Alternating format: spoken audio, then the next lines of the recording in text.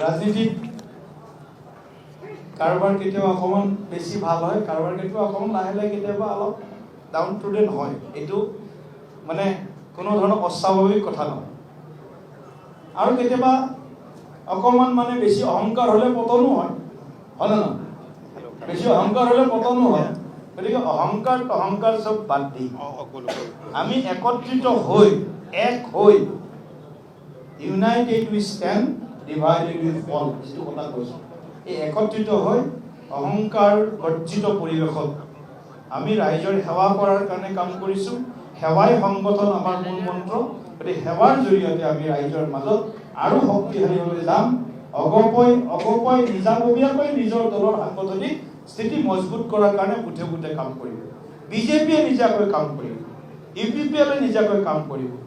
সকলো দলে আমাৰ NDAত থকা প্ৰতিটো দলে নিজা শক্তি বৃদ্ধিৰ কাৰণে নিজাববীয়াকৈ কাম কৰিব, তাত কাৰো আপত্তি নাই। আৰু মিত্ৰ দলৰ শক্তি যদি বৃদ্ধি হয়, লাভটো সকলোৰে হয় না। আৰু মিত্ৰ দল যদি দুৰ্বল হয়, লছটো সকলোৰে হয়। গতিকে মিত্ৰ দলৰ শক্তি বৃদ্ধি হ'ব লাগে। আৰু আপোনালোকে এইটো ভাবে যে বিজেপিৰ শক্তি বৃদ্ধি হওক, আমিও ভাবোঁ অগপৰ শক্তি বৃদ্ধি হওক।